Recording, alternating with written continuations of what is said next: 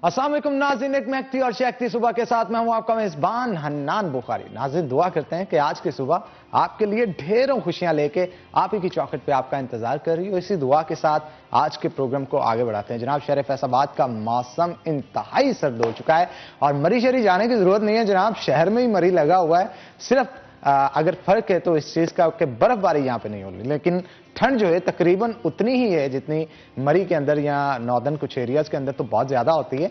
लेकिन कड़ाकेदार सर्दी है, रजाइयां निकालने पे मजबूर कर दिया है। बहुत सारे शहरी जो हैं इस सर्दी को एंजॉय करने के लिए घरों पे खास तौर पे मुनफरिद पकवानों का इस्तेमाल करते हुए नजर आते हैं। आज शहर फैसलाबाद का आइंदा 24 घंटे के लिए मौसम कैसा रहेगा, देखते हैं टुडेज वेदर में।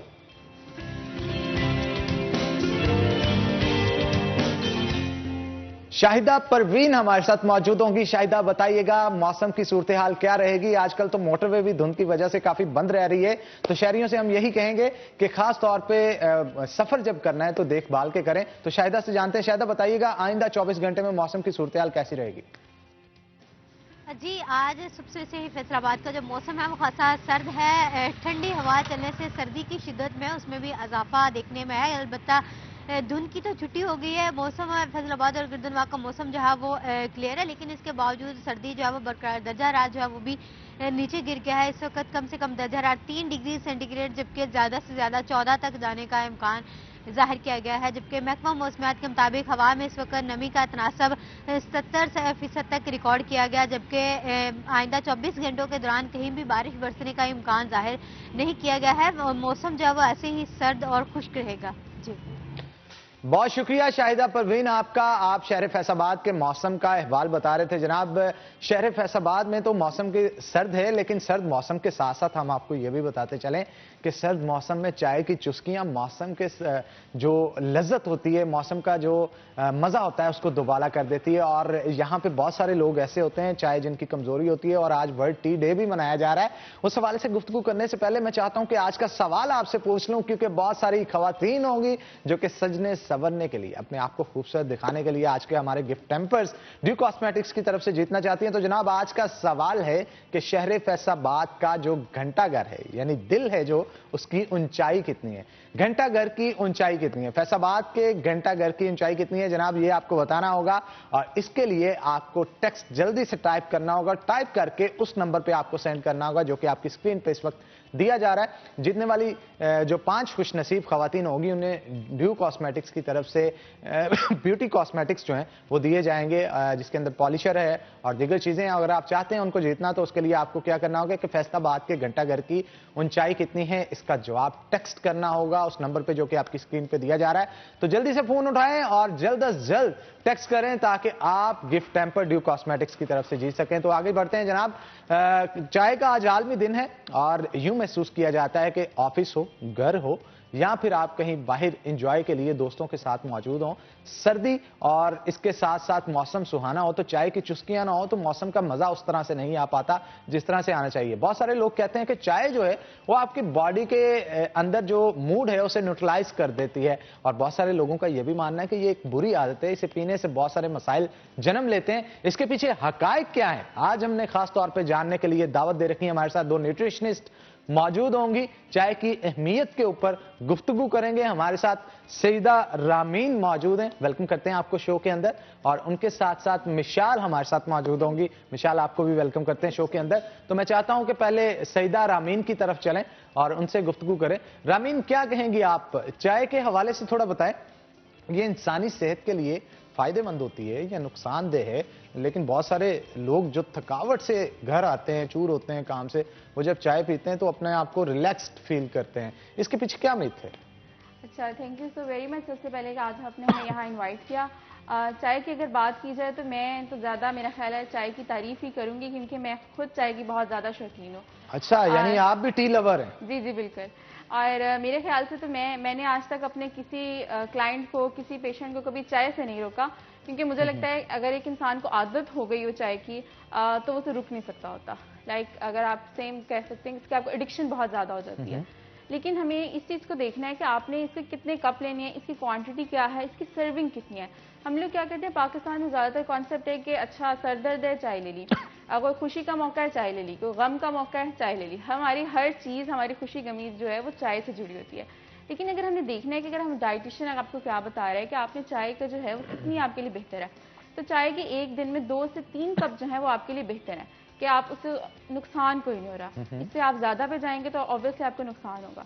लेकिन और अगर हम एक चीज़ बहुत ये गलत करते हैं कि हम अपने बच्चों में जो है बहुत जल्दी इंट्रोड्यूस करवा देते हैं, उनके फीडर में ही बचपन से चाय डाल के देना शुरू कर देते हैं। अगर हम ऐसी प्रैक्टिस कर रहे हैं तो ये बहुत ज़्यादा नुकसानदेह है। लेकिन अगर आप सिंपल आप एक अपने टीन एज में लेके जा रहे हैं चाय को, एक अच्छा मौसम है और आप इसे एंजॉय करना चाह रहे हैं, तो इसका कोई नुकसान नहीं। और एक बहुत मिथ बनी हुई है कि जी चाय पीने से रंग काला हो जाता है, तो ऐसी कोई साइंटिफिक बात इसके पीछे नहीं है। वैसे काफी लोग हैं जो इस वजह से चाय नहीं पीते कि यार रंग काला हो जाता है, तो ऐसा कुछ नहीं है। आप चाय को एंजॉय कर सकते हैं, बस कोशिश करें कि 2 से 3 कप रखें, इससे ज्यादा आप क्वांटिटी जो है उसकी ज्यादा ना करें। लेकिन कुछ लोग तो ऐसे होते हैं कि हर घंटे के बाद जी वो चाय पी रहे होते हैं, वो ऑब्वियसली फिर उसका तो नुकसान होता है। आप किसी भी चीज को ज्यादा करते हैं, उसका बहुत ज्यादा, फ्रूट्स भी ज्यादा खा लेते हैं मेरे ख्याल से, तो उसका भी आपको वो जो है नुकसान की तरफ लेके जाता है। तो अपनी क्वांटिटी को देख के रखें और एक अच्छे अंदाज में उसको लेके चलें। बिल्कुल जी। मिशाल भी हमारे साथ मौजूद हैं, मिशाल के साथ भी गुफ्तगू करते हैं। मिशाल, आप एग्री करते हैं रामीन की बातों से? बिल्कुल, मैं रामीन की बात से बिल्कुल कुछ हद तक एग्री करती हूँ, लेकिन इसमें थोड़े से फैक्टर्स हैं जो हमारे साथ बहुत इंटरलिंक कर रहे होते हैं। उन फैक्टर्स में कुछ फैक्टर्स इस किस्म के हैं जो हमारे न्यूट्रिशनल साइकोलॉजी से बेस्ड करते हैं, जिसमें हमारी नफ्सियात और हमारी न्यूट्रिशनल वैल्यूज आपस में मर्ज कर जाती हैं।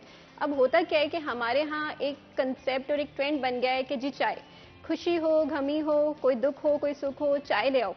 ऐसे ही है। सबसे पहले तो हनान आपको हैप्पी टी डे, आपको भी बहुत ज्यादा मुबारक हो रामीन, आपको भी, क्योंकि आप एक्चुअली एक टी लवर है। और चाय के बारे में ये है कि हमारे जो भी अगर हम इसको देखें तो हमारे छोटे बच्चों से लेके हमारे अडल्ट तक सब लोग इसको बहुत ज्यादा प्रेफर करते हैं। उसका रीजन क्या है कि ये हमारी एक कल्चरल फैक्टर बन चुका है, ये हमारे कल्चर में ये चीज मर्ज हो चुकी है कि हम छोटी उम्र से ही बच्चों को चाय के ऊपर लगा देते हैं। वहां पर मेरा जो बीच में एक पर्सनल कंसेप्ट है वो ये है कि हमें नो डाउट चाय इज अ गुड थिंग, अच्छी चीज है, उसको पीना चाहिए, उसके बहुत से न्यूट्रिशनल बेनिफिट्स भी हैं। लेकिन वहीं पर ही अगर हम, जैसे रामीन ने बात की, उसी के एडिशन में मैं बात करना चाहूंगी कि अगर हम चाय की उसकी क्वांटिटी उतनी नहीं लेते जितनी हमें रिक्वायर्ड है, उससे ऊपर ले जाते हैं, तो वो हमारी हेल्थ पर बहुत बैड इफेक्ट्स भी डालती है।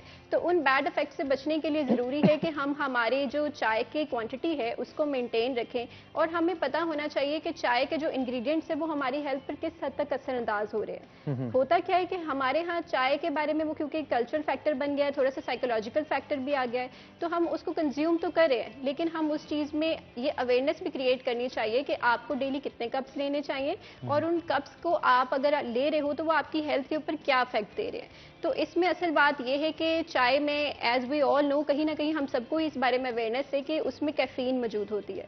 तो वो जो कैफीन होती है, कैफीन की क्वांटिटी तो कॉफी में मौजूद होती है, कॉफी में भी होती है, लेकिन चाय की पत्ती के अंदर भी उसकी क्वांटिटी होती है, ट्रेस अमाउंट, बहुत कम अमाउंट में मौजूद होती है। लेकिन यस, कॉफी से थोड़ी कम होती है, लेकिन यस इट इज प्रेजेंट। तो वहां पर अगर हम इस चीज को देखेंगे, बहुत से लोग चाय का डेली बेसिस पे बहुत ज्यादा इस्तेमाल कर रहे हो, देन अगर वो कुछ ऐसी मेडिकेशंस, जैसे हमारे एल्डर पीपल हैं या हमारी प्रेग्नेंट एंड लैक्टेटिंग वुमेन्स होती हैं, वो डिफरेंट मेडिकेशंस का यूज कर रही होती हैं, उसमें भी उनको कैफीन के शॉट्स मिल रहे होते हैं, तो वो चीज वहां पर जाकर काफी गड़बड़ कर जाती है। हमारे जो टी लवर्स हैं वो नो डाउट्स कि T is a good thing, लेकिन वहां पर अगर कैफीन के शॉट्स वहां से भी आ रहे हैं और कुछ मेडिकेशन से भी उनको मिल रहा है, तो वो चीज एक थोड़ी सी अपर लेवल पे चली जाती है। और वहां आप नहीं समझते कि इससे इंसोमिया भी काज हो सकता है? क्योंकि कैफीन आपको जगाए रखती है, बिल्कुल, और अगर ज्यादा क्वांटिटी आप इसकी यूज करते हैं तो वो आपको इंसोमिया भी काज कर सकती है। बिल्कुल ऐसे ही है। और बहुत से लोग, इवन स्पेशली स्टूडेंट तबका जो है हमारा, जो हमारे तालिब इल्म है,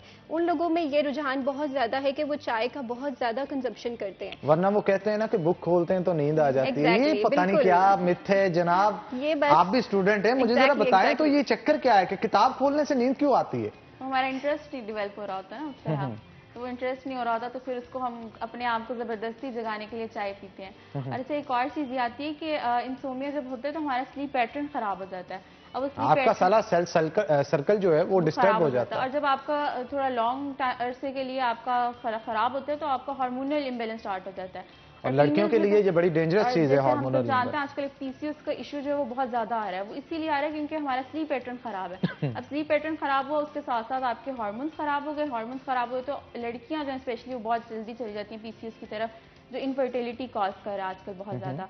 और सेम थिंग के चाय में मैं जो चीज़ रिकमेंड करती हूँ बहुत ज़्यादा कि वो आप अपनी चीनी जो है उसको रिप्लेस कर लेंगे शक्कर के साथ या गुड़ के साथ। थोड़ा दिन 2-3 दिन मसला होता है लेकिन फिर आप उसके साथ एडजस्ट कर जाते हैं, क्योंकि चीनी जो है ये बहुत ज़्यादा इशू जो है कॉज कर रही है। जो लेटेस्ट रिसर्च हो रही है वो हमें बता रही है कि जो चीनी है आपकी वो कैंसर कॉज करती है। अच्छा। तो ये जो लोग ज़्यादा कंज्यूम करती हैं चीनी जो है वाइट शुगर, तो वो कैंसर की तरफ जा रहे हैं। और हम सब जानते हैं कि कैंसर का तो अभी कोई क्योर भी नहीं है। तो इट्स बेस्ट थिंग कि आप जो है अपनी चीनी उसको अपनी शक्कर के साथ या गुड़ के साथ उसके साथ रिप्लेस करें। और सुकराल वगैरह तो बिल्कुल ना यूज़ करें, वो भी आपको जो है अल्टीमेटली कैंसर की तरफ लेके जाता है। चलें जी, मिशाल से भी इस हवाले से पूछते हैं। मिशाल, ये ग्रीन टी और इस तरह की बहुत सारे प्रोडक्ट्स जो है वो मार्केट के अंदर आ चुके हैं, पतला किया जाता है, आपको कहा जाता है कि बॉडी के अंदर को जो टॉक्सिन्स होते हैं उन्हें डिटॉक्सिफाई किया जाता है, ये कितनी फायदेमंद है सेहत के लिए? दरअसल हनान, इसमें बात ये है कि जो टी है, there are so many kinds of tea. हमारे पाकिस्तान में जो टी हमारे पास इजीली अवेलेबल है, that is a black tea, brewed tea, ठीक है। और उसके अलावा एक सेकंड काइंड ऑफ टी है जिसको हम ग्रीन टी के नाम से जानते हैं, and the third kind is the herb, and there are so many other kinds.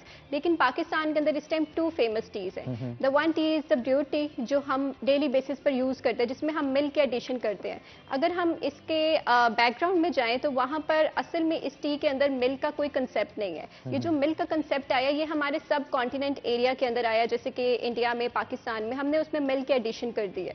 और अगर हम न्यूट्रिशनल बेनिफिट्स के हिसाब से देखें तो dad black T is very good, लेकिन जब हम उसमें मिल्क की एडिशन कर देते हैं तो नो डाउट्स उसकी कैलोरिक इनटेक में इजाफा हो जाता है।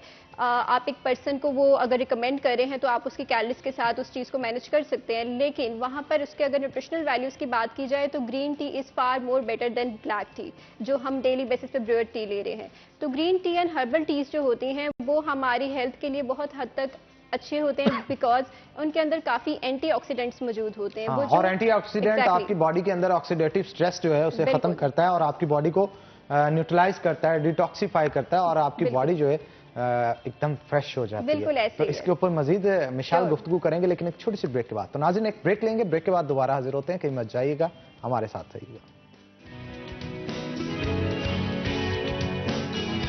वेलकम बैक नाज़रीन, ब्रेक के बाद खुशामदीद। हमारे साथ रामीन मौजूद हैं, उनसे मजीद गुफ्तगू करते हैं। रामीन, ये साइकोलॉजिकल फैक्टर क्या होता है? ये समझा जाता है कि अगर चाय ना पी तो ये थकावट नहीं उतरेगी, अगर चाय ना पी तो मूड चिड़चिड़ा मजीद होगा। इसके पीछे क्या साइकोलॉजिकल इफेक्ट होता है? आप भी टी लवर हैं, इसलिए मैं आपसे पूछना चाह रहा हूँ। मैं अपनी कंडीशन तो बता सकती हूँ, लेकिन जो एग्जैक्ट इसके पीछे हकाइक है हम इसमें शाल मेरे ख्याल आपको ज़्यादा बेहतरीन तरीके से बता सकेंगी। ये वाकई बहुत बड़ा फैक्टर होता है कि लाइक मुझे खुद ये फील होता है कि अगर सुबह उठ के चाय नहीं पी तो सारा दिन मूड ख़राब है, थकावट है, आप दिमाग चलता ही नहीं है, क्योंकि मेरा ख्याल है हमने सोच बहुत ज़्यादा लिया होता है, हमारे पे वो इतना ज़्यादा इफेक्ट कर रहा होता है। सेम शाम को पीनी होती है, अब शाम को नहीं पी तो वो दिन सारा दिन, वो सारी शाम नहीं अच्छी गुजर रही, हर एक के साथ लड़ाई हो रही है। इसके एग्जैक्ट पीछे क्या हकाइक है वो मेरे ख्याल है इसमें शाल आपको ज़्यादा अच्छी तरीके से बता सकेंगी उनकी। लेकिन मैं चाहता हूँ कि चाय की चुस्कियों पे आपसे कुछ शायरी सुनी जाए। जी, शायरी भी आप कर लेती हैं थोड़ी बहुत, तो मैं चाहता हूँ शायरी भी हमें कोई सुनाए, ताकि आज जितने भी टी लवर्स टीवी को देख रहे हैं चाय का कप हाथ में पकड़ के उनका प्रोग्राम के साथ साथ मौसम को भी एंजॉय करें जरा।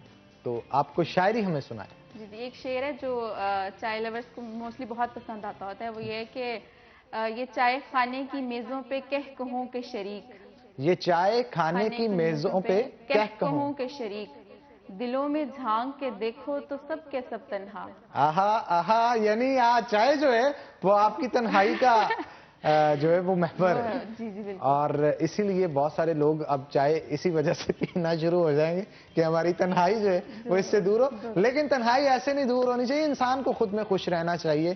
तन्हाइयाँ आती रहती हैं, रौनकें लगती रहती हैं और चाय भी चलती रहती है। तो कोई और शेर इसके अलावा आप नहीं, सुनाना ये चाहिए। फिलहाल मेरे जहन में यही है, और यही मेरे ख्याल है मुझे बहुत पसंद है इसके शेर। वो भी मेरा ख्याल चाय की वजह से पसंद है, और इस चाय की वजह से ही आपने इसे याद कर लिया इसके होगा, साथ वरना वो इमोशंस अटैच है ना, अगेन हाँ, उस हाँ। बात के चाय के साथ इमोशंस अटैच होते हैं। इसका मतलब आप अंदर से अकेले हैं फिर। नहीं ओके हनान, वैसे मैं चाय पीती नहीं हूँ, आई am not a tea lover at all, like Ramin is a tea lover.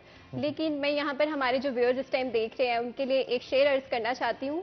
वैसे yes, I am not a tea lover but yes you all are. इस टाइम आप सबके हाथ में चाय का एक कप है, तो चलिए आपके लिए एक शेर है। जी, ये जी। वबा के दिन गुजर जाएं तो एक मुलाकात रखेंगे चाय पर। अरे क्या बात है, ये कोरोना को भी ये कोरोना साथ के में लिए। मिक्सअप कर लिया गया कि वबा के दिन Exactly. गुजर जाए तो एक मुलाकात Exactly. रखेंगे चाय पर। क्योंकि चाय को हमारी, आप कह सकते हैं कि इट्स अ नेशनल बेवरेज, हमारा नेशनल बेवरेज है।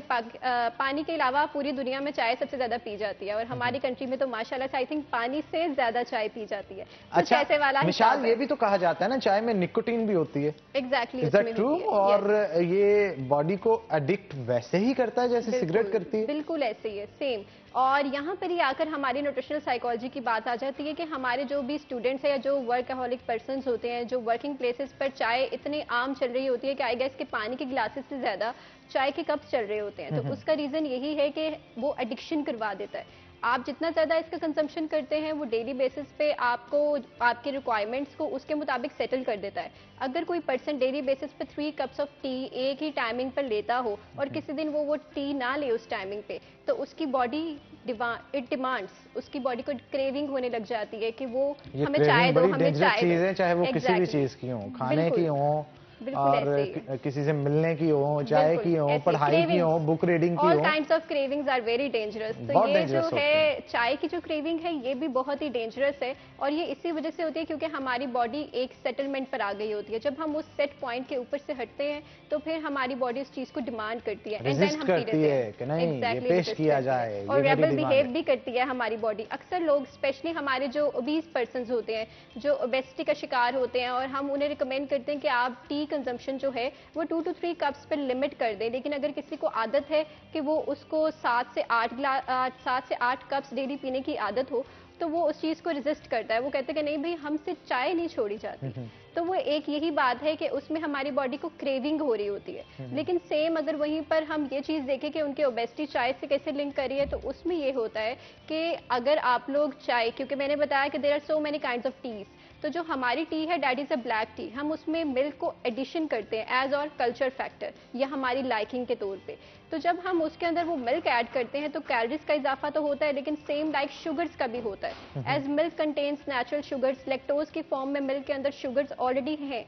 तो जब वो वाली शुगर्स आपको मिल रही हैं, तो उसके अंदर आप जब एक्स्ट्रा व्हाइट शुगर्स ऐड करते हो, जिसे हम टेबल शुगर भी कहते हैं, और फिर उस शुगर को मेंटेन ब्लड के अंदर करने के लिए इंसुलिन जो है वो आपके पैंक्रियाज रिलीज करते हैं, और जब एक हद से ज्यादा वो रिलीज होना शुरू हो जाते हैं तो ऑटोमेटिकली फिर एक बार सिस्टम जो है वो शट डाउन आहिस्ता आहिस्ता होना शुरू हो जाता है। अल्टीमेटली फिर आप शुगर के पेशेंट बन जाते हैं। तो इसलिए अगर आप चाहते हैं कि अपनी शुगर को कंट्रोल रखें तो उसके लिए खाने पे जरा हाथ हल्का रखें, क्योंकि सिर्फ और सिर्फ चीनी को ही शुगर नहीं कहते। आप जो ज्यादा खा रहे हैं वो भी आपकी बॉडी के अंदर कार्बोहाइड्रेट्स और शुगर के अंदर कन्वर्ट हो रहा है, उसको भी कंट्रोल करने के लिए इंसुलिन की जरूरत पड़ती है। तो हमारे साथ रामीन भी मौजूद हैं, उनसे भी गुफ्तगू करते हैं। रामीन, क्या कहेंगी आप, निकोटीन लेवल को पूरा करने के लिए अगर एक टी लवर है दिन के अंदर 10-10, 20-20 बार चाय पी रहा है, तो उसको क्या करना चाहिए अपने आप को थोड़ा कम करने के लिए? अच्छा, सबसे पहले तो ये करना चाहिए कि कोशिश करें, अगर आप किसी को कहते हैं वो 10 कप पी रहा है, आप उसे एकदम कहें कि 2 कप कर लो, वो कभी भी नहीं करेगा, वो कर भी नहीं सकता। और तो करेगा तो उसकी सेहत पे उसके नेगेटिव इफेक्ट्स भी आएंगे। एग्जैक्टली। तो जैसे हम स्मोकिंग वालों को कहते हैं कि थोड़ा थोड़ा आहिस्ता आहिस्ता करो, पहले 9 कप पे आ जाओ, एक दिन थोड़ा। स्मोकिंग वाला कभी भी आहिस्ता नहीं करता, वो तेज ही करता है, क्योंकि स्मोकिंग जो है वो ऐसी चीज है, बहुत सारे लोगों को छुड़वाने की बहुत सारे लोग कोशिश करते हैं, वो खुद लग जाते हैं उसके ऊपर। तो इस चीज को हमें जरूर लोगों को बताना चाहिए। स्मोकिंग इटसेल्फ खुद बड़ी डेंजरस चीज है, और इससे कैंसर भी काज होता है, और बड़े डेंजरस किस्म के कैंसर जो है, लंग्स का कैंसर, आपको सांस नहीं आता। और खास तौर पे इन दिनों की अगर बात की जाए स्पेशली, तो इन दिनों के अंदर कोविड जब सेकंड लेयर आई है, तो इसको ट्रिगर करने के लिए आपकी बॉडी के अंदर मौजूद है, तो एक फेवरेबल कंडीशन देने के लिए स्मोकिंग इसमें अहम किरदार अदा करती है। मैं चाहता हूं इसके ऊपर भी आप बात करें। जी जरूर। तो हम क्या करते हैं, उन्हें कहते हैं कि आप पहले कप अपने थोड़े करें, फिर क्वांटिटी थोड़ी थोड़ी कम करनी शुरू कर दें। 1 कप ले रहे हैं तो सिर्फ 75% बस के आ जाएं, और उसके साथ साथ आप वाटर का इंटेक ज़्यादा करते हैं। अब वाटर का इंटेक ज़्यादा करते हैं तो जो डिहाइड्रेशन कॉज कर रही होती है, चाय कहीं ना कहीं हमारे अंदर कर देती है, तो उसके लिए बेहतरीन चीज़ ये होती है कि आप पानी का इस्तेमाल ज़्यादा कर दें। फिर आप एक टाइम में साथ ऐसे करें कि फ्रेश जूस रख लें। अब फ्रेश जूस भी एग्जैक्ट मैं तो कभी रिकमेंड नहीं करती किसी क्लाइंट को कि आप फ्रूट जूस फ्रेश लें। अब फ्रूट जूस जब हम फ्रेश लेते हैं उसमें क्या होता है कि वो हमारे पास सारी आ जाती है शुगर और ग्लूकोज आ जाता है, उसका पानी आ जाता है, आपका फाइबर, आपके वाइटामिन, आपके मिनरल सब तो रह जाते हैं। आपके पास क्या जा रहा है? सिर्फ आपका ग्लूकोज और आपका पानी, ठीक है। तो आप कोशिश करें कि होल फ्रूट, अगर पूरा फ्रूट है उसको ग्राइंड करें, लाइक स्ट्रॉबेरी का आप हम पी रहे हैं तो उसको पूरी स्ट्रॉबेरी को जूस बना लें उसका। कोशिश करें कैसे करें, क्योंकि अदरवाइज आपका फाइबर रिमूव हो जाता है और अगेन फिर वो आपका जो ब्लड शुगर लेवल है वो बहुत ज़्यादा करता है। तो आप अपने जो फ्रूट्स का इंटेक है, फ्रूट्स का जूस इस तरह के बनाएं कि आपका पूरा फ्रूट इस्तेमाल हो रहा है। देन आप वेजिटेबल का जूस बना सकते हैं। अगर आप बना रहे हैं क्यूकम्बर और मिंट का, साथ थोड़ा सा अदरक डाल लें, उसके अंदर आप शहद का ऐड कर लें।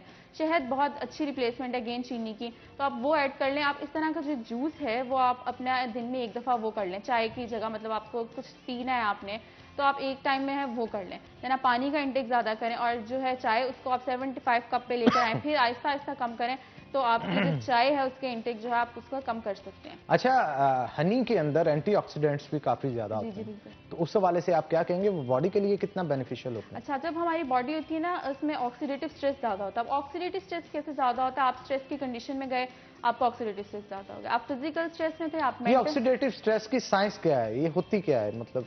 इसमें फ्री रेडिकल्स जो है बॉडी में ज़्यादा बनने लग जाते हैं। अब वो क्यों बनते हैं? अब एक तो ये आपकी बॉडी में आप स्ट्रेस में थे, आप मेंटली स्ट्रेस में थे, डिप्रेशन, एंग्जाइटी, आप फिर आप क्या क्या फिजिकल स्ट्रेस में थे, आपका ऑक्सीडेटिव स्ट्रेस ज़्यादा हो गया। आप बाहर से ज़्यादा खाना खा रहे हैं, बाहर से ज़्यादा खाना खाते हैं तो उसमें ट्रांस फैट ज़्यादा होता है, और जब ट्रांस फैट अंदर जाता है तो फिर अगेन वो आपको ऑक्सीडेटिव स्ट्रेस ज़्यादा कर देता है। अब ऑक्सीडेटिव स्ट्रेस से होता क्या क्या है आपके, एक तो आपका जो हम एक जो मोस्टली लोगों को पता होता है कि स्किन खराब हो रही है, बाल खराब हो रहे हैं, इसके साथ साथ जितनी भी आपकी डिजीज़ हैं, आपकी डायबिटीज़ है, आपका हाइपरटेंशन है, आपका कैंसर है, ये तमाम चीज़ें तब ज़्यादा होती हैं जब आपका ऑक्सीडेटिव स्ट्रेस ज़्यादा होता है। सबसे बड़ी कैंसर की तरफ आपको लेके जाता है जब आपका ऑक्सीडेटिव स्ट्रेस ज़्यादा हो जाता है। कैंसर के केसेस इसीलिए शायद दिन ब दिन बढ़ते चले जा रहे हैं। और आप देखेंगे कि हमारी जो है फार्मेसीज भी इतनी ज़्यादा बन रही है और उसके सामने जो है आपके फास्ट फूड के पॉइंट्स पे ज़्यादा हो रहे हैं। फास्ट फूड में वही बात आ गई कि आपका ट्रांस फैट था, आपका ऑयल इस तरह का था, आपकी बॉडी में ऑक्सीडेटिव स्ट्रेस ज़्यादा ही जा रहा है। ऑक्सीडेटिव स्ट्रेस से आजकल आप ये भी नोट करें कि मूड बहुत ख़राब रहता है, मूड स्विंग्स बहुत ज़्यादा है लोगों को, तो ये गुस्सा बहुत जल्दी हमें आ जाता है, हम जज्बाती जल्दी हो जाते हैं। इस जज्बात के ऊपर भी गुफ्तगू करेंगे, लेकिन एक छोटी सी ब्रेक के बाद, क्योंकि ब्रेक का वक्त हो गया। तो नाज़रीन एक ब्रेक लेंगे, ब्रेक के बाद दोबारा हाजिर होंगे, कहीं मत जाइएगा, हमारे साथ रहिएगा।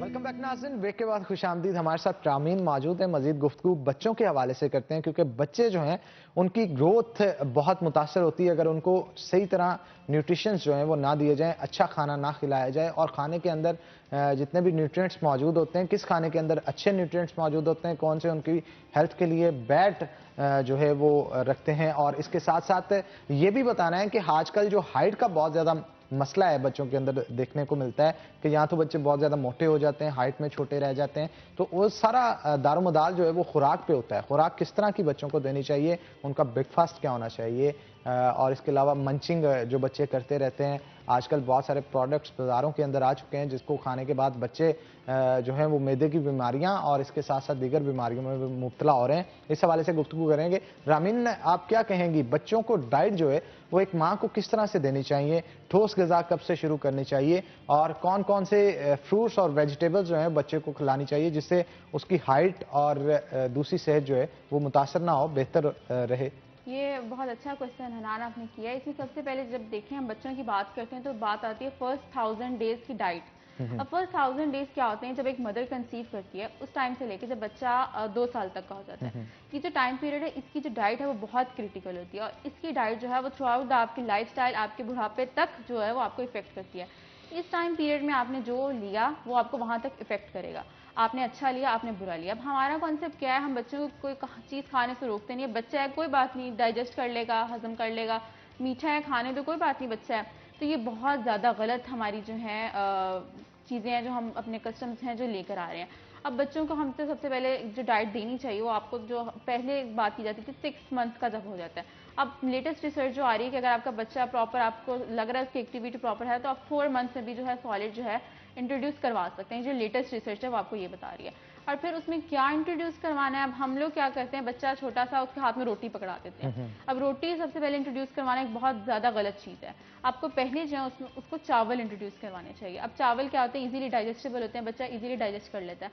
अब हम रोटी पकड़ा देते हैं तो वो बच्चे को फिर डाइजेशन में इशू कॉज करता है और उसको दर्द होती है और वो रोता है और गट में भी समटाइम बैठ जाती है और और फिर बच्चे जब रोते हैं दर्द से हमें पता भी नहीं चलता, फिर हम बना लेते हैं बच्चे को पता नहीं क्या मसले हैं, पता नहीं नजर लग गई, पता नहीं कुछ हो गया, ये हो गया, वो हो गया। हमारी बहुत ज्यादा हम कस्टम इस तरफ लेके चले जाते हैं क्योंकि हम रोटी दे रहे होते हैं। आपको तो कोशिश करें कि पहले बच्चों में जो है चावल इंट्रोड्यूस करवाएं। देन हम एक चीज बहुत ज्यादा स्किप करते हैं कि हम सब्जियां बच्चों को नहीं देते। कोशिश करें कि सब्जियां जितनी ज्यादा बच्चों को दे सकें वो दें। अब फिर हम आगे आगे देखते आ रहे हैं कि अब जब हम इस एज में एडल्ट में आ जाते हैं तो हम या यंगस्टर्स होते हैं उनको सब्जियां बिल्कुल ही नहीं खा रहे होते, उनका नहीं दिल चाह रहा होता। अब हम वो फिर उनको फाइबर नहीं दे रहे होते, कुछ भी उनके न्यूट्रिएंट्स पूरे नहीं हो रहे होते। तो क्या करें, उनको इस तरह की चीज़ें बना के देंगे, उनको अच्छी भी लगे, मज़ेदार भी लगे और वो इजीली खा लें। लाइक सूप है, आप छोटा एक बच्चों को जो है सूप बना दें। जैसे बंद गोभी है, उसके बहुत ज़्यादा फायदे हैं, उसमें विटामिन डी की जो क्वांटिटी है वो बहुत ज़्यादा होती है। बच्चों में मोस्टली विटामिन डी डेफिशिएंसी होती है।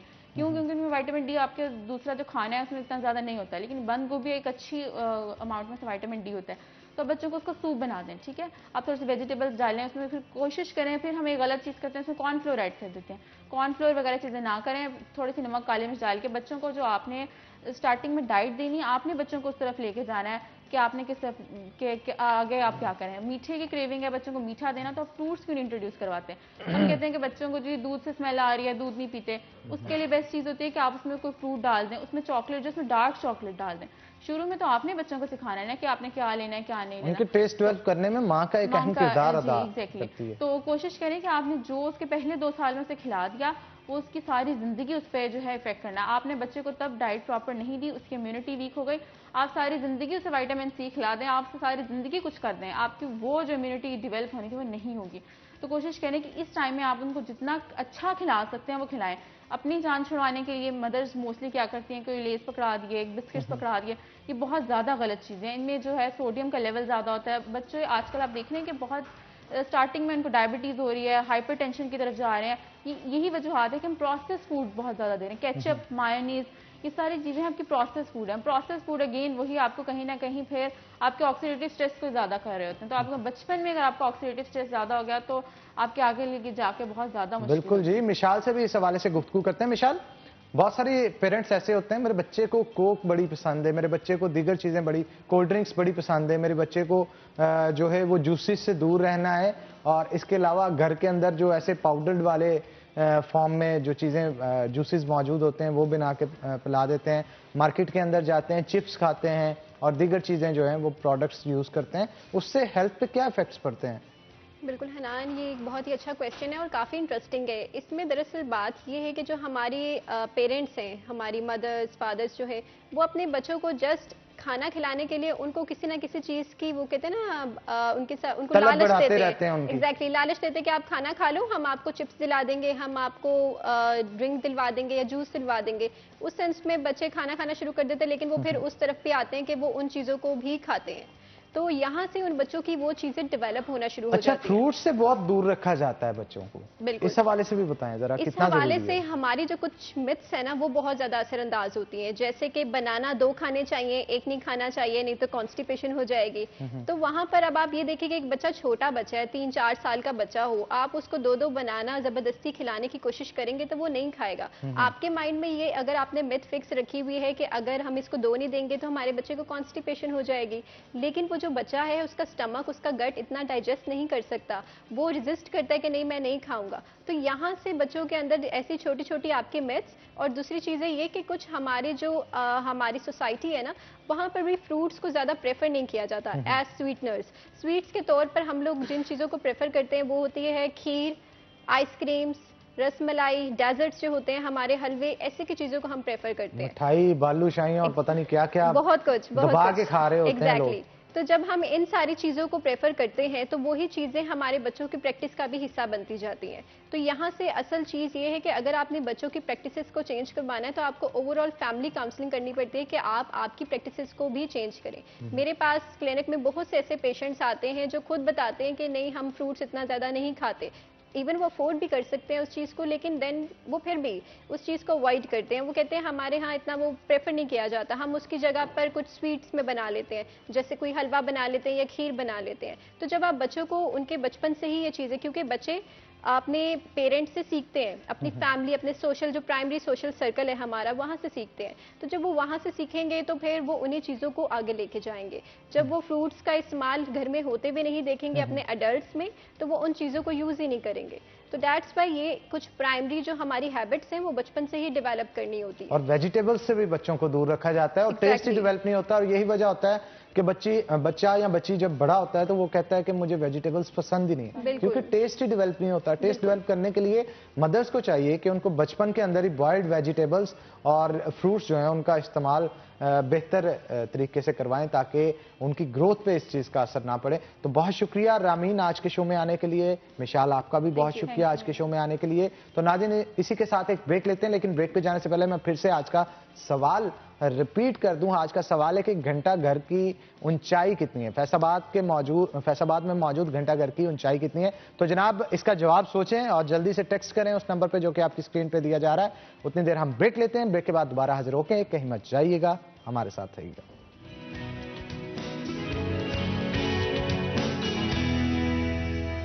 ब्रेक के बाद खुश आमदीद। अगर आप चाहते हैं कि आपकी ड्रेसिंग बेहतरीन हो तो उसके लिए आपको डेन स्टीवन के लिए पास जाना होगा। डेन स्टीवन भाई साहब जिसकी तरफ से मेरी ड्रेसिंग जो है वो स्पॉन्सर की गई है। उसके साथ साथ अगर आप चाहते हैं कि आपका हेयर स्टाइल बेहतरीन हो तो उसको लिए आपको प्राइम हेयर क्लब पे जाना होगा। तो हमारा फेवरेट सेगमेंट किचन स्टार्ट हो चुका है। चलते हैं किचन में और देखते हैं कि आज शेफ किंजा हमें क्या बना के खिला रही हैं। अस्सलाम वालेकुम शेफ, कैसे हैं आप? अस्सलाम वालेकुम सर। अस्सलाम वालेकुम, मैं भी बना अल्हम्दुलिल्लाह। आप कैसे हैं सर? मैं भी बिल्कुल ठीक ठाक जनाब। आज क्या तैयार कर रहे हैं? ब्रेड भी यहाँ पे मौजूद हैं, वेजीज भी हैं, चिकन भी है और बहुत सारे इंग्रेडिएंट्स और भी मौजूद हैं। क्या तैयार कर रहे हैं आज हम? आज हम लोग ब्रेड पॉकेट्स बना रहे हैं। Bread pockets? जी अच्छा जनाब, ये ब्रेड पॉकेट्स अक्सर घर के अंदर माएँ तैयार करती हैं और बच्चों के लिए, लेकिन मोस्टली अगर बात की जाए रेस्टोरेंट स्टाइल की तो वो जरा टेस्टी भी होती हैं, लज्जत से भी भरपूर होती हैं। तो आज ये ब्रेड पॉकेट्स किस तरह से बनाई जाएंगी, क्या क्या चीजें इस्तेमाल होंगी और इसके स्टेप्स क्या क्या होंगे, ये वन बाय वन बताइए जरा। सबसे पहले तो मैं जिसको मैं रिप्रेजेंट कर रही हूँ बुलेवर्ड मॉल का, उसको थोड़ा सा इंट्रोडक्शन दूंगी। हमारे 4 आउटलेट्स वहाँ पे रन करिए, होम बेकरी, चाइना किचन, देसी पंजाबी ढाबा और नीचे जो है वो चाय नाश्ता है। ये हमारी रेसिपी मेरी अपनी है, थोड़ी सी मैंने थोड़ी सी मिला मिलू के इधर से देख दुख के सब किचन विजिट्स करके। वैसे साइंस में ये होता है कि कोई साइंटिस्ट अगर एक्सपेरिमेंट करता है ना तो उस एक्सपेरिमेंट को उसके नाम के साथ किसी ना किसी तरह मंसूब कर दिया जाता है। तो अगर ये आपकी खुद की जनरेशन है, खुद की आपने जनरेट की है ये रेसिपी, तो आपको अपने नाम के साथ इसे मंसूब करना चाहिए था। किंजुआ सैंडविच कुछ इस तरह से करके, या कुक्कू सैंडविच भी रख सकते हैं आप इसका नाम। तो चलें जी आगे बढ़ते हैं और जानते हैं किंजा से। किंजा इसकी रेसिपी वन बाय वन जरा बताएं ताकि ऑडियंस को। इसकी पहले हम लोग चिकन मैंने लिया है बोनलेस, जूलियन में हमने कट करना है उसको। जूलियन में मैंने कट कर लिया, थोड़ा सा रहता भी मैं कट करूंगी। जैसा कि आप देख सकते हैं कि जूलियन कट जो है इस वक्त जूलियन कट में आपने चिकन तैयार किया है। मुझे ये भी बताएं चिकन है कितने पर्सन की सर्विंग के लिए, कितने सैंडविचेस से बनेंगे? अच्छा, ये जो है वो 500 ग्राम मैंने बोनलेस चिकन लिया है। एक मैंने फ्रेश ब्रेड ली है जो freshly baked from home bakery है, वो मैंने पूरी एक ली है, लार्ज ली है। उसमें स्पाइसेस जो जाएंगे वो मेरे पास कुटी हुई मिर्चें हैं, मैं 1 टेबल स्पून वो ऐड करूंगी। सॉल्ट टू टेस्ट डालूंगी, white pepper ½ teaspoon, black pepper 1 teaspoon. चीज़ है मैं इसमें चीज़ स्टफिंग के लिए यूज़ करूंगी। मिक्स चीज़ मैं इसमें डालूंगी, चेडर और मोज़रेला। और मैं चाहता हूँ थोड़ी ज़्यादा डाल दीजिएगा, मुझे चीज़ बहुत पसंद है। ठीक है सर। साथ में मैं इसमें कॉर्न डालूंगी। कैन वाले कॉर्न ले लें या आप दूसरे जो पैकेट में आते हैं उसको बॉईल करके रख लें। मेरे पास चिली गार्लिक सॉस है। चिली गार्लिक सॉस नहीं है तो आप नॉर्मल केचप यूज़ कर सकते हैं या टमाटो पेस्ट। उसको थोड़ा सा सौते करके थोड़ी सी स्पाइसेस ऐड करके वो थोड़ा टमाटो पेस्ट आपका स्पाइसी सा बन जाएगा। साथ में मैं इसमें मेयोनीज ऐड करूंगी, 1 कप मेयोनीज, 1 कप जो है मेरे पास चिली सॉस है। अच्छा, इसमें वेजिटेबल्स ऐड होंगी सर। वेजिटेबल्स मैं चाहता हूँ वेजिटेबल्स भी हम जरा ऑडियंस को दिखाएं कि कौन कौन सी वेजिटेबल्स किंजा इस रेसिपी के अंदर यूज़ करेंगी। तो मैं चाहता हूँ 1 बाय 1 वेजिस के हवाले से भी एलैबोरेट करें। अच्छा, ये वेजिटेबल मेरे पास ग्रीन चिलीज हैं। ग्रीन चिलीज भी मैं इसको छोटा छोटा बारीक कट करके इसमें ऐड करूंगी। मेरे पास टमाटोज हैं, इसको भी जूलियन कट करूंगी। कैरेट है, इसको भी जूलियन, यानी जो भी हमारे पास चीजें पड़ी हैं इसको जूलियन में कट करूंगी। कैबेज है मेरे पास, हाफ कैबेज है, उसको जूलियन में कट करके इसमें ऐड करूंगी। ठीक है। अच्छा मुझे ये बताएं, चिकन इससे पहले, क्योंकि ये तो चीजें हैं, इनके साथ ट्रीट किया जाएगा, बनाया किसमें जाएगा? ये गोल्डन कुकिंग ऑयल के अंदर या गोल्डन घी के अंदर इसे तैयार किया जाएगा? सबसे पहले मैं चिकन रेडी करूंगी कुकिंग ऑयल में, और फिर जब हमारे पॉकेट्स बन जाएंगे उसको फ्राई भी करूंगी कुकिंग ऑयल में। जनाब, जैसा कि आपने देखा कि शेफ किंजा का यही कहना है कि गोल्डन कुकिंग ऑयल के अंदर इसे बनाया जाएगा। गोल्डन कुकिंग ऑयल बनाने वालों का यह कहना है कि इसे कुदरती अज्जा और हफ्जाने सेहत के असूलों के ऐन मुताबिक तैयार किया जाता है, डबल ऑटोमेटिक प्लांट के ऊपर। इसके अंदर विटामिन का ब्लेंड भी मौजूद है, जिसके अंदर विटामिन ए, विटामिन डी और विटामिन ई भी है, जो कि आपके खानों की लज्जत को चार चांद लगा देता है। और अगर आप चाहते हैं कि आप बेहतरीन लज्जत भरे खाने खाएं तो बाजार में जाके आपकी अव्वलीन तरजीह गोल्डन कुकिंग ऑयल ही होना चाहिए। तो जनाब चलते हैं आगे, बढ़ते हैं और देखते हैं कि अब क्या किया जाएगा। शेफ, इसे मैरिनेट किया जाएगा या फिर इसे डायरेक्ट फ्राई किया जाएगा चिकन को? सर, डायरेक्ट फ्राई करके इसमें स्पाइसेस ऐड करूंगी, साथ में वेजिटेबल्स कट करूंगी जूलियन में, सारी जूलियन में कट करके 1 बाय 1 मैं इसमें ऐड करती जाऊंगी। ये मैं उधर ले जाती हूँ और मैं कटिंग आपके सामने करूंगी। ठीक है जी, कटिंग जहां पे हो रही है उसी के साथ साथ चूल्हे को ऑन कर दिया गया है और इसमें ऑयल डाल के हम इससे पहले फ्राई करेंगे चिकन को, देन इसके अंदर सैंडविचेस के अंदर सौते करेंगे और फिर हम लोग इसमें जैसे नॉर्मल हम लोग बनाते हैं स्टर फ्राई करके, हम लोग इसमें जो है वेजिटेबल्स ऐड करेंगे। ठीक है, मुझे ये बताएं अब इसके अंदर ऐड क्या किया जाएगा? ऑयल कितना ऐड किया जाएगा ताकि आप बता दें, मैं ऑयल जो है वो पोर कर दूं। 1 to 2 टेबल स्पून इसमें ऑयल जाएगा। ठीक है, 1 to 2 टेबल स्पून जो है वो ऑयल ऐड किया जाएगा ताकि जरा अच्छे से गर्म हो जाए, और गर्म होने के बाद हम उसके अंदर सौते करेंगे इसे। किंजा मुझे जरा बताइएगा जहां पे हाथ रोकना हुआ। थोड़ा सा और तकरीबन 3 टेबल स्पून बस। जी, ये जैसा कि आप देख रहे हैं कि 3 टेबल स्पून जो है हमने ऑयल इसके अंदर ऐड कर दिया है, और इस ऑयल को गर्म करने के बाद हम इसमें चिकन ऐड करेंगे।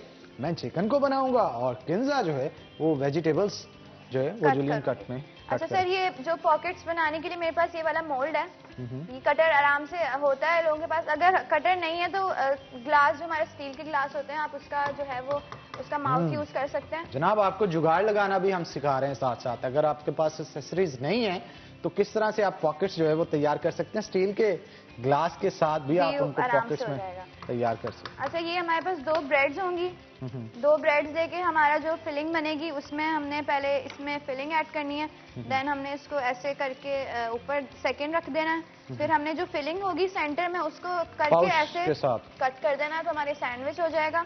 और फिर हम इसको जो फ्राई करेंगे, एग्स हमारे पास हैं 3 एग्स हैं और ब्रेड क्योंकि एग्स के साथ ही ये बाउंड करेंगे ना, करेंगे। चिपकने भी तो चाहिए ना, चिपकेंगे भी, और फिर जो ब्रेड क्रम्स होंगे ना वो भी अंडा हेल्प करेगा उसको स्टिक होने में, और फिर हम उसको फ्राई करेंगे। ठीक है जी, हम ऑयल को चिकन को डाल दें इसमें? डाल दें। तो ये डालें जरा क्योंकि मुझे थोड़ा ये जो ऑयल उठता है ना तो इससे डर ही लगता है, क्योंकि टेम्परेचर शायद मैंने थोड़ा ज्यादा कर दिया, इसकी वजह से थोड़ा पानी था ना, इस वजह से हो गया। हाँ हाँ, ठीक है। इसे कितनी देर बनाया जाएगा? इसको तकरीबन ये थोड़ा वाइट हो जाएगा ना, फिर हम इसको इसमें स्पाइसेस ऐड करेंगे। जनाब, ये आपने डाला ना वो शांत हो गया है। हाँ, शांत हो गया, सुकून हो गया इसे, और जो वो छींटे उड़ रहे थे वो भी काफी हद तक रिलैक्स हो गए, क्योंकि जैसे हमारे पेट में चूहे नाच रहे हो ना, उछल रहे हो, कूद रहे हो, तो खाना खाएं तो वो बैठ जाते हैं, उसी तरह ये भी उछल रहे थे। तो चिकन जब डाला चिकन का पानी होता है ना, चिकन अपना पानी छोड़ता है तो थोड़ा काम डाउन हो जाता है, वो बड़ा अपने मजे से ही पकता है, खुद ही अपने ही पानी में पकेगा। बिल्कुल ऐसे ही। अच्छा, वेजिटेबल्स दे दें, वेजिटेबल्स का। और किंजा ये बताएं कि इसे तकरीबन कितनी देर के लिए कुक किया जाएगा चिकन को? सर, ये जब वाइट हो जाएगा चिकन तब तक इसको हम कुक करेंगे। वाइट तो होना शुरू हो गया लेकिन मुकम्मल तौर पे नहीं हुआ। मुकम्मल नहीं हुआ, अभी थोड़ा थोड़ा होता रहेगा। ठीक ठीक ठीक, ओके। किंजा, इसके साथ ड्रिंक्स क्या होने चाहिए, क्योंकि ये मोस्टली तो खास तौर पे ब्रेकफास्ट में यूज होगा ना? नहीं सर, ज्यादातर जो हाइटीज वगैरह होती हैं, आपके घर पे मेहमान आ रहे हैं ज्यादातर रमजानों में, उस वक्त के लिए बहुत बेहतरीन चीज है ये। आप उस वक्त बनाए मेहमानों के लिए, क्योंकि मेहमान एकदम आ जाते हैं। ये आपके पास बनी पड़ी होगी ना, आपने फ्रीजर से निकालना है, उसको जस्ट डीप फ्रॉस्ट करना है और इसको फ्राई करना है। ठीक है। और ड्रिंक्स इसके साथ कौन सी हो सकती हैं? ड्रिंक्स इसके साथ मिन लेमनेड या लेमनेड हो, नॉर्मल वाली।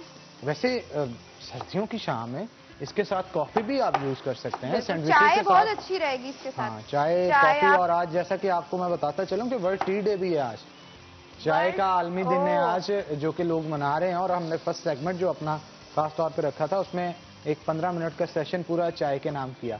तो अच्छा, आप टी लवर हैं किंजा? नहीं सर, इतनी नहीं, लेकिन कभी कभी जब ज्यादा थकान हो जाए या तब मैं लेती हूँ। और मुझे सिर्फ अपने घर की चाय पसंद है, और किसी की मुझे काफी जगह ऑफर होती है आप आए। लेकिन मैं फिलहाल मामा के हाथ की पीना ज्यादा पसंद करती हूँ। और मामा किसके हाथ की पीती हैं? मामा मेरे हाथ की यूजुअली। अच्छा, यानी एक दूसरे की। आपको उनकी चाय पसंद है और उनको आपकी चाय पसंद है? यूजुअली जब शाम में मैं अगर हूँ घर पे तो वो ज्यादा प्रेफर करती है कि तुम बनाओ चाय, क्योंकि मैं होती नहीं हूँ घर पे, तो काम सारा वो देख रही होती है। तो जब मेरी छुट्टी होती है तो फिर सारा जरा घर मुझे गपशप भी मैनेज की करनी जाती है, गेट टुगेदर की जाती है, और जी। हल्ला गुल्ला भी घरों के अंदर किया जाता है। और आजकल तो मौसम भी कुछ इस तरह का हो गया कि चाय के बगैर बहुत सारे लोगों का गुजारा नहीं हो रहा, और चाय के साथ साथ कॉफी की डिमांड बहुत बढ़ गई है सर्दियों की वजह। कॉफी भी काफी डिफरेंट टाइप्स की आ गई हैं। घर में बगैर मशीन के भी कॉफीज बनाना काफी जगह लोगों ने भी सिखाया है। अब तो खास तौर पे ऐसे कप्स आ गए हैं कि आपको मिक्सअप करने की जरूरत ही नहीं पड़ती, कॉफी डालें और स्टिरर उसके नीचे होता है, बटन प्रेस करें कप में और वो घूमना शुरू हो जाता है। उसके अलावा भी हम लोग बीटर, जो हमारा नॉर्मल बीटर होता है, वो हम लोग यूज कर सकते हैं। अगर कॉफी मिक्सर नहीं है किसी के पास तो वो बड़ा अच्छा नॉर्मल इंस्टेंट कॉफी लें आप, उसमें शुगर ऐड करें और उसको अच्छे से बीट करें, वो अच्छा फ्लफी हो जाता है। वो बड़ा अच्छा रहता है। कैपेचिनो जिसे कहते हैं लोग, वो आप घर पे आराम से बना सकते हैं। अच्छा, वैसे किंजा देखिएगा कि चिकन जो है वो काफी हद तक वाइट हो चुका है। अगर ये रेडी हो चुका है तो मेरा ख्याल है स्पाइसेस इसमें ऐड किए जाएं। दूसरी जानब किंजा जो है वो जूलियन कट कर रही है, जितने कैरेट है, कैबेज है और दीगर चीज़ें जो इनके पास वेजिस के अंदर मौजूद है उनका जूलियन कट कर लिया गया है। तो अभी इसके अंदर हम चिकन के अंदर वो काफ़ी हद तक वाइट हो चुका है। तो मेरा ख्याल अभी सर अपना पानी छोड़ा, थोड़ा ये पानी इवेपोरेट हो जाएगा, देन मैं इसमें अच्छा, हमें वेजिटेबल्स का कुकिंग टेम्परेचर, कुकिंग टाइम भी देखना होता है। जो सबसे टाइम टेकिंग चीज होती है ना, उसको सबसे पहले ऐड करेंगे। जैसे कैरेट है, कैरेट हमारी टाइम लेती है कुक होने में। कैबेज हमारी जल्दी कुक हो जाती है, कैरेट टाइम लेती है। तो सबसे पहले हम लोग कैरेट इसमें ऐड करके उसको थोड़ा सा सॉफ्ट करेंगे, देन हम इसमें कैबेज ऐड कैरेट हार्ड करेंगे। भी होती है ना, मतलब इसकी फिजिकली इसे देखा जाए तो आम वेजिस से थोड़ा हार्ड होती है, तो इसे गलाने के लिए सबसे पहले इसको ऐड करेंगे हम लोग, ऐड कर देंगे। ये ठीक है। ऐड होगा। फिर इसमें टमाटोज जाएंगे जूलियन कट में। अच्छा, सबसे ज्यादा मेरी जो होती है ना वो अनियन कट करने में होती है। अच्छा, मुझे वैसे एलर्जी है ये इससे। खवातीन को बड़ा जहर लगता है, क्योंकि प्याज जब कट करते हैं तो आंखों के अंदर जो है वो बहुत ज्यादा क्लत्तन उसे शायद कहते हैं, वो पड़ता है, उसकी वजह से आंखों में आंसू आना शुरू हो जाते हैं। और एक प्याज काटती लड़की का दुख जो है उसे देखा जा सकता है, उस वक्त आंखों में आंसू आ रहे होते हैं। मुझे आपने अक्सर देखा होगा। हाँ कट हाँ, करते लेकिन हुए। वैसे आपकी आंखों में आंसू नहीं आते, मैंने देखा है, नोट किया है। किंजा, सर मेरा ऐसा वैसे क्यों? बहुत सख्त जान हो इसलिए? नहीं, मैं सख्त जान बिल्कुल भी नहीं हूँ। हाँ हाँ। मुझे लोग कहते हैं कि तुम्हारा नाजुक बिल्कुल हो। भी नहीं, नाजुक मैं बहुत हूँ। इस वजह से मैं, जब हमारी कटिंग क्लासेस हुआ करती, जब मैं सीख रही थी, तब जो है हमारी जो कटिंग में अनियंस एक दफा रखे गए थे, तो सब अनियंस कट कर रहे थे और मैं क्लास के बाहर थी। अच्छा। और वो मुझे थोड़ा मसला है, इसलिए एलर्जी है थोड़ी, इस वजह से शायद सबको होती है, मुझे अब ये तो हर एक को होती है। कोई भी, इवन कोई प्याज काटने वाले के पास भी बैठा हो ना, तो उसकी आंखों में भी आंसू आना शुरू हो जाते हैं। तो दुखी बहुत इंसानों को खतरनाक मेरा ख्याल है चीज़ है। प्याज हर वक्त अपने पास रखना चाहिए और वही काटने चाहिए। क्या कहेंगे आप? बाजू में रखने बुखार भी हो जाएगा। अच्छा किंजा, ये भी बताएं ना, बहुत सारी मिथ्स भी हैं इंटरनेट पे, सोशल मीडिया पे मिलती हैं आपको, कि आप अपनी छुरी की नोक पे फलां चीज लगाएं और फिर काटें, फिर आंखों में जो है वो नहीं पड़ेगी क्लत्तन। आप इस हवाले से क्या कहेंगे? ये मिथ्स ही हैं या फिर सच्चाई भी है इसमें? होता है सर, ज्यादा फर्क नहीं पड़ता है, लेकिन हाँ होता है। इसमें आप पोटैटो का जो है वो एक स्लाइस लगाएं आगे फ्रंट नोक पे उसकी, और फिर यूज करें। इतना फर्क नहीं है, लेकिन डिपेंड करता है प्याज कितना तेज है। बड़ा प्याज होगा तो उसकी ज्यादा होगी। प्याज अक्सर तेज ही होते हैं जनाब। तो जैसा कि नाज़रीन आप देख रहे हैं कि आज की डिश जो है वो तैयार की जा रही है। मजीद इसमें क्या एडिशंस की जाएंगी वो बताएंगे आपको, लेकिन एक छोटे से ब्रेक के बाद। तो ब्रेक लेंगे नाज़रीन, तो ब्रेक के बाद दोबारा हाजिर होते हैं। कहीं मत जाइएगा, हमारे साथ रहिए।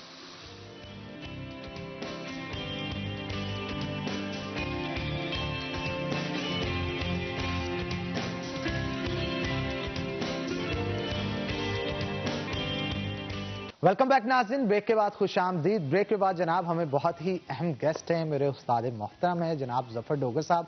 उन्होंने हमें ज्वाइन किया है, ब्यूरो चीफ हैं सिटी 41 के और फैसलाबाद प्रेस क्लब के प्रेसिडेंट भी हैं, पाकिस्तान के नामवर सहाफ़ी भी हैं। तो वेलकम करते हैं सर आपको शो के अंदर। सर, आपकी भविष्यवाणी पेशन गोई आपकी ठीक साबित हुई। कुफर टूटा खुदा खुदा करके आज फैसलाबाद को भी एक वजारत जो है वो मिल गई है। क्या कहेंगे सर, आपने पिछले शो के अंदर कहा था कि चंद दिनों के अंदर हनान आप देखेंगे फैसलाबाद में एक वजारत आने वाली है और ख्याल कास्त्रू की जो है वो वजारत का ऐलान कर दिया गया। क्या कहेंगे इस हवाले से? देखिए, हमें खुशी इस बात की है कि हमारा दोस्त वजीर बन गया। बड़ी मेहनत कर रहा था, बड़ा इसने, और मैं हैरान हूँ इस नौजवान की ग्रोथ पे। पहली दफ़ा ये MPA बना है और ये आपको अंदाज़ा नहीं शायद कि ना सिर्फ वज़ीर आला के बड़ा करीब है, गवर्नर पंजाब के बहुत करीब है, बल्कि प्राइम मिनिस्टर ऑफ पाकिस्तान के बहुत करीब है। आप इस बात में भी शायद हैरान हो कि पिछली दफ़ा जब वज़ीर आज़म आए, फैसलाबाद का जो लेटेस्ट उनका दौरा था वो ख्याल कासरों की दावत पे था और सब हैरान थे कि यार एक नौजवान जो पहली दफ़ा MPA बना है उसकी इतना ज़्यादा उड़ान, इतनी ज़्यादा उड़ान कि प्राइम मिनिस्टर उसकी दावत पे फैसलाबाद आ गया। तो इसमें नो डाउट उसकी मेहनत है, उसने बहुत काम किया है और उसने अपना आप मनवाया है और हम उसे मुबारकबाद पेश करते हैं। ख्याल कास्त्रो को अच्छा नौजवान है, बड़े अच्छे, बड़े बाप का अच्छा बेटा है। बिल्कुल सर। और आपको नहीं लगता एक नई कंट्रोवर्सी जन्म लेगी शहर की सियासत के अंदर ख्याल कास्त्रो को जो वजारत है उसके मिलने के बाद? ज़ाहिर है बहुत सारे हासदीन होते हैं, बहुत सारे, एक तो विद इन पार्टी मुखालफत, एक जेलसी हासद होते हैं और बड़ा इस पर आएगा भी, क्योंकि जो वफाकी वजारत की तवक्को थी अब शायद वो पीछे चली जाए, वो ना मिल सके, या हो सकता है मिल जाए, लेकिन वक्ती तौर पे फैसलाबाद को उन्होंने कर दिया कि हमने आपकी एक वजारत। एक अजमल चीमा पहले वजीर थे लेकिन अब वो रूरल एरिया से थे, अब ये शहरी अर्बन एरिया से आ गए, तो 2 वजारतें फैसलाबाद के हिस्से में आ चुकी हैं। एक मामले खसूसी हैं मलिक उमर फारूक। तो इस बार फिर ये कह सकते हैं कि फैसलाबाद को सूबाई असेंबली की हद तक अकोमोडेट कर दिया गया है। अच्छा सर, वजारत कौन सी मिलेगी इनको? ये कुछ सोशल वेलफेयर का कल तक सुन रहे थे, अभी लेटेस्ट नहीं चेक किया मैंने, तो कुछ भी हो अभी देखें, इनका एक्सपोजर भी उस हिसाब से नहीं है, लेकिन जो भी हो, पहली दफ़ा आप MPA बने और वजीर बन जाए, और इस दौर में तो ये खास तौर पे हो रहा है कि पहली दफ़ा MPA बन के ना सिर्फ आप वजीर बन सकते हैं, बल्कि पहली दफ़ा MPA बन के आप वजीर आला भी बन सकते हैं। अरे क्या बात है सर, ये एक बड़ी बात आपने दबे लफ्जों में जो है वो कह डाली। अच्छा सर, ये बताइएगा कि अगर शहर की सियासत के हवाले से गुफ्तगू करें, बहुत सारे यहाँ पे MPA MNA आप भी सर जानते हैं, वो मुंह से कहते हैं हम वजारत के कैंडिडेट हैं और हमें मिलनी चाहिए, वो कई तो मुंह से कहते हैं, लेकिन कुछ बिना कहे बहुत कुछ ले गए। आप क्या कहेंगे इस हवाले? देखिए, जहाँ तक कौमी असम्बली का ताल्लुक है, वहाँ फ़र्ख हबीब भी वजारत का उम्मीदवार है, खुरम शहजाद भी उम्मीदवार है, राजा रियाज के बुनियादी तौर पर गिले शिकवे यही थे।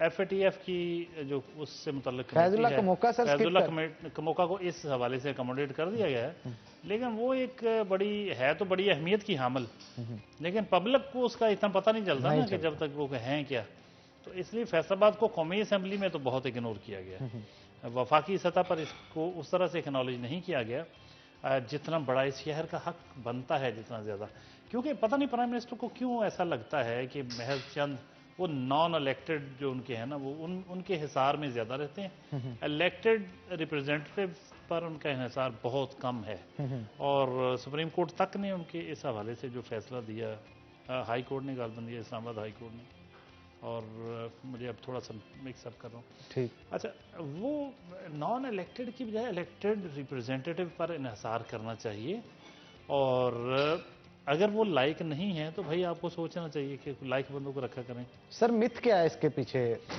मिथ यही है कि वो समझते हैं लायक नहीं है ये, तो सर क्या एक ये माहरीन नहीं अपने शोबों के। वो उन्होंने एक मैंने सुना था, वो कह रहे थे मैं अब प्राइम मिनिस्टर में हर शोबे का माहिर तो नहीं हूँ, तो मुझे माहरीन चाहिए। तो माहरीन की जो है उनकी हैसियत नुमाइंदा हैसियत नहीं होनी चाहिए ना। अब वो काबीना के इजलासों में बैठते, वो एडवाइजरी हैसियत होनी चाहिए माहरीन की, वो रिकमेंड करें, ना कि वजीरों की तरह बिहेव करें, ना कि वजीर बन के बैठ जाएं। सर माहरीन में तो फिर असद उमर भी थे। उनको तो खैर वजीर ले लिया ना फिर उन्होंने बाद में। सर पहले वजीर भी ले थे। लिया, लेकिन वजारत जिस ओहदे पे जिस ओहदे पे उनको रखना चाहिए था उस ओहदे से हटा के वजारत फिर कोई और दे दी। वजीर खजाना थे गालबन पहले, हाँ और जी। फिर हमाद अजहर को जी उन्होंने। जी। अच्छा, इसमें यह है कि मतलब यही अलमिया है मुस्लिम लीग, ये इनके पीटीआई के अरकान असेंबली में ये बहुत बड़ा एक गिला है इनका, और जायज़ गिला है कि इलेक्टेड रिप्रेजेंटेटिव जो होता है, एक तो इलेक्शन लड़के बेचारा करोड़ों रुपए खर्च करके आता है, 5-7 लाख वोटर्स का वो नुमाइंदा होता है, एक हल्का उसका होता है जिसको वो जवाबदेह है, उसकी वो तवक्को कर रहे होते हैं लोग कि उनके लिए कुछ किया जाए। ये जमहूरियत क्या है? जमहूरियत का यही तो हुस्न है कि अवाम अपने नुमाइंदों के ज़रिए हुकूमत करते हैं, और अगर इलेक्टेड नुमाइंदे नहीं होने, वो आपकी एक सिलेक्टेड शूरा होनी है, तो सिलेक्टेड का आप समझते हैं ना, तो सिलेक्टेड शूरा, सिलेक्टेड टीम जो होती है, बिल्कुल, वो बिल्कुल सर। सिलेक्टेड टीम जो है वो नहीं चाहिए होती, इलेक्टेड टीम चाहिए होती। तो सिलेक्टेड टीम जो है वो उस तरह से नहीं उसको ख्याल होता, क्योंकि वो अवाम को जवाबदेह नहीं होते, उनका ताल्लुक नहीं होता, उनका कोई हल्का इंतखाब नहीं होता। इसलिए सिलेक्टेड टीम जो होती है वो अवाम की सही नुमाइंदा टीम नहीं होती, उनकी पॉलिसियां अवाम के लिए हो ही नहीं सकती उस तरह से, वो अवाम का दुख दर्द समझ ही नहीं सकते, क्योंकि वो हल्का तो उनका होता कोई नहीं, और कोई ना उनके किसी- पास जाके दुख दर्द सुना भी नहीं सकता, ना वो किसी की पहुंच में होते हैं। एमएनए जो है उसने तो हर रोज अपने हल्के में जाना, बेचारे ने, उसको तो पूछने वाले, उससे गिला करने वाले लोग, उसके अपने वोटर्स, उसके हल्के के वोटर्स, हर जगह उससे पूछा जाए। जो उसका हल्का नहीं वो किसी और हल्के में भी चला जाए, वहां भी यही सवाल हो जी की कर रही ताड़ी गवर्नमेंट, की हो रही है जी, वो हर जगह जवाब दे। सिलेक्टेड जो होते हैं उनको वो तो जवाबदेह नहीं होते। अच्छा सर, वैसे बड़ी तब्दीलियां रूनुमा हुई हैं अजीब किस्म की हमारे शहर की सियासत के अंदर।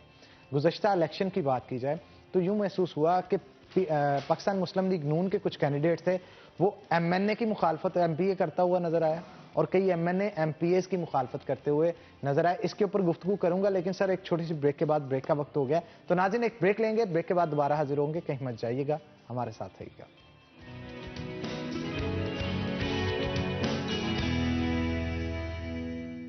वेलकम बैक नाज़रीन, ब्रेक के बाद खुश आमदीद। जफर डोगर साहब हमारे साथ मौजूद हैं, और ब्रेक पे जाने से पहले उनके साथ गुफ्तगू जो है वो की जा रही थी। सर क्या कहेंगे, हमारी शहर की सियासत जो है इसमें हलचल नज़र आ रही है।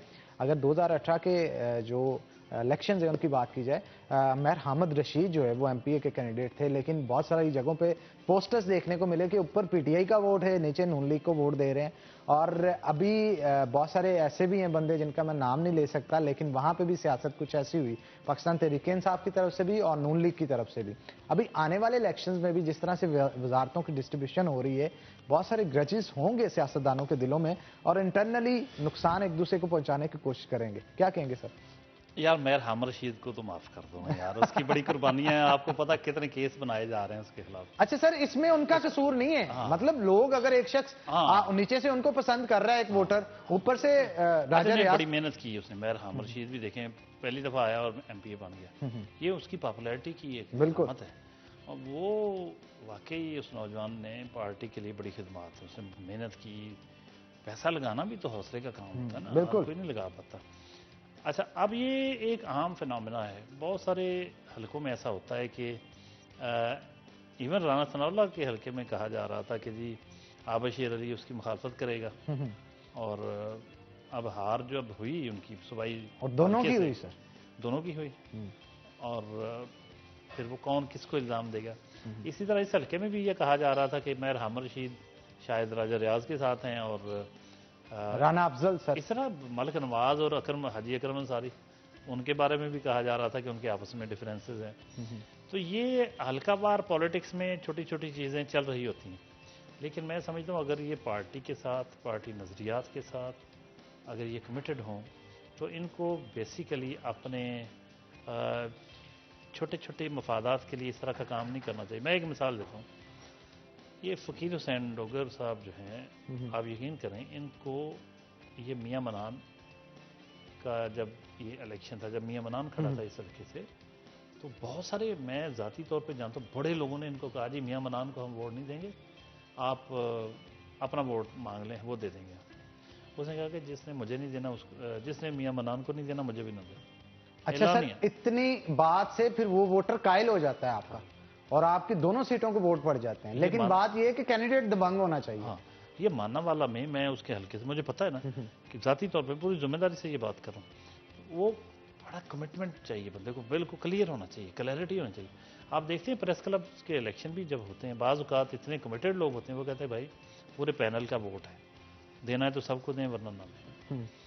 ये कमिटमेंट जब तक नहीं आएगी पार्टियों में, वो फिर जो मतलूबा नताइज होते हैं। देखिए, अगर आप एक नज़रिए से कमिटेड हैं, एक पार्टी के मंशूर से कमिटेड हैं, पार्टी से लायल हैं, तो फिर आपको महज अपनी ज़ात का ख्याल नहीं रखना चाहिए, पूरे पैनल का, पूरे एक जो खड़े कौमी और सूबाई हल्के में जो भी उम्मीदवार है, बिला इम्तियाज सब के साथ उनके लिए वोट मांगना चाहिए। इसका पार्टी को अदरवाइज नुकसान होता है, जैसे मुस्लिम लीग नून ने भी उठाया और कई हल्कों में पीटीआई ने भी उठाया होगा। अच्छा सर, पीडीएम के हवाले से क्या कहेंगे? ये लाहौर का जलसा जो है वो आने वाली जो इनकी कैंपेन होगी उसके लिए नुकसानदेह साबित होगा या फायदेमंद होगा? देखिए जी, पीडीएम का जो जलसा है ना, जलसा तो इनका अच्छा था स्टार्ट में, काफ़ी लोग थे, लेकिन एक इनसे मिसमैनेजमेंट बहुत बड़ी हुई कि आपको याद होगा जब हम इधर 3:30 बजे साइयां वाला इंटरचेंज से आखिरी काफिला जब गया तो वो हमने कवर किया। हमने 3 बजे के बुलेटिन में हाफ जो हेडलाइन जब आती हैं, ब्रेक आती है, न्यूज़ अलर्ट का जब आता है, तो उसके बाद हमने लाइव किया। तो ये बताएं 5 बजे तो मरीम स्टेज पे आ गई थी, तो वो काफिला कब कहाँ पहुंचा होगा? वो तो सुखे की जाके रुक गया होगा, या बहुत सारे इनके कारकुन बहुत गाड़ियों में बैठे रह गए, पहुंच ही नहीं सके वहाँ तक। ये एक मिसमैनेजमेंट थी कि टाइमिंग का इन्होंने ख्याल नहीं किया। दूसरा, सर्दी इतनी ज़्यादा थी, उसका इम्पैक्ट आना ही आना था। आप लेट करते जाएंगे, सर्दी उस दिन वाकई बहुत ही ज़्यादा थी सर, मैं इसका लॉस हुआ। अब जो इम्पैक्ट है और बड़ी मिसमैनेजमेंट ये हुई कि जब जलसा ख़त्म हो गया तो किसी को ये नहीं पता था, बहुत कम लोगों को पता होगा कि नवाज शरीफ ने खिताब करना है, तो लोग जाना शुरू हो गए, उनको पता ही नहीं था खिताब करना है। मीडिया पे भी नहीं सही सर बताया, कोई क्लियर किया नहीं, बताया नहीं गया। अब लोग जाना शुरू हो गए। अब जब वो बंदा खुद मौजूद होना और बात है, खिताब होना और बात है, तो जब खिताब सिर्फ होना है वीडियो लिंक के ज़रिए, तो उसका ये अनाउंसमेंट भी ना की गई हो तो लाजमी तौर पे उसका लॉस होता है, लोग जाना शुरू कर देते हैं। सर्दी हो, अनाउंसमेंट ना हुई हो, लोगों ने जाना। अब जिस किस्म की वीडियोज़ वायरल हो रही हैं, ये तो बड़ी बहुत ही मुस्लिम लीग नून के लिए, पीडीएम के लिए बड़ी, मैं समझता हूँ ये लम्हा फिक्रिया है इनके लिए। अगर इस तरह की मैनेजमेंट होगी, अगर इस तरह से लोग, ये मैसेज है कि अगर सर्दी की वजह से लोग अपने लीडर का, मरकजी लीडर का खिताब भी नहीं सुन सकते, तो सर्दी जब होगी तो मरकजी लीडर के लिए कोई लाठियां भी नहीं खाएगा। ठीक है, अगर खिताब भी नहीं सुन सकते तो लाठियां तो बिल्कुल नहीं खा सकते।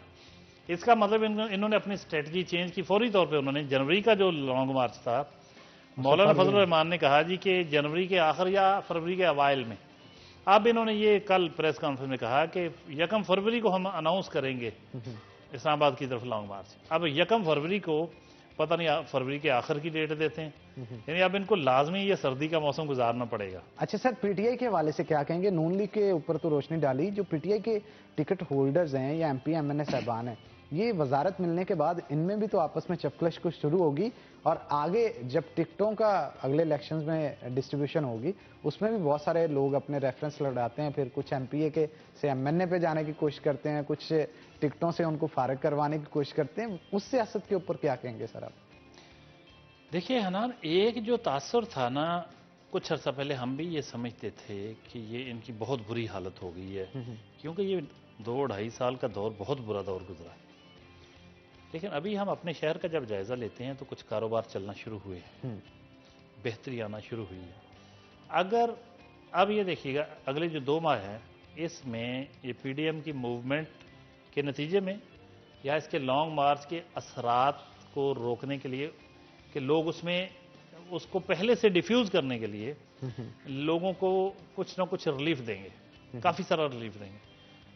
उस रिलीफ के नतीजे में लोग ये समझेंगे कि यार ये गवर्नमेंट तो अच्छी भली चल रही है, अब क्या इसको क्यों हटाया जाए, इसके खिलाफ सड़कों पे क्यों आया जाए। अगर इनके मशीर अक्लमंद हों तो मैं समझता हूँ कि जो आपने बाद में जाके कोई रिलीफ देना है इन्हीं 2 माह में फुल रिलीफ जितना दे सकते हैं, कारोबार चलाएं, नई स्कीमें अनाउंस करें, बल्दियाती हलकों में फंड्स लगाना शुरू करें। बात वही है ना कि जो इलेक्टेड रिप्रेजेंटेटिव्स को जब आप करेंगे ना, वो जानते हैं कि लोगों की नफ्सियात पे हाथ होता है, उनका नब्ज पे हाथ होता है, लोगों की नफ्सियात समझें किस तरह आपने एकदम से रुझान बदलना है लोगों का, लोगों को राजी करना उनका सोच बदलनी है। ये सारी ये पॉलिटिक्स जो ना, ये बड़ी जालिम चीज है। बिल्कुल आप ठीक कह रहे हैं। ये इसको समझना बड़ा जरूरी है। अब अगर अगले 2 माह में रिलीफ काफी ज्यादा दे देते हैं तो कौन सड़कों पे आएगा? बिल्कुल आप ठीक कह रहे हैं सर। तो आज के जनाब सवाल का जवाब जिन लोगों ने दिया है उनका नाम मैं आपको बताता चलूं कि घंटाघर की ऊंचाई जो है उसके हवाले से पूछा गया था कि कितनी है, तो 100 फीट है घंटाघर की ऊंचाई। जिन्होंने ठीक जवाब दिया है उनके नाम आपको बताता चलूं, सिद्रा, फातिमा खान, मिशाल, सादिया और फायजा। मैं फिर से उनके नाम जो है वो रिपीट कर रहा हूं, सिद्रा, फातिमा खान, मिशाल, सादिया और फायजा। ये वो 5 खुश नसीब हैं जिन्होंने ड्यू कॉस्मेटिक्स की तरफ से जो आज के गिफ्ट हैम्पर्स है उनको जीता है। तो बहुत शुक्रिया जफर डोगर साहब, आज आप हमारे शो के अंदर आए, हमारे शो के 4 चांद लगाए, शान को बढ़ाया। बहुत शुक्रिया आपका सर। बहुत शुक्रिया। तो इसी के साथ नाज़रीन आज के प्रोग्राम से अपने मेजबान हन्नान बुखारी को दीजिए इजाजत। इंशाल्लाह कल होगी आपसे मुलाकात, तब तक के लिए अल्लाह हाफिज।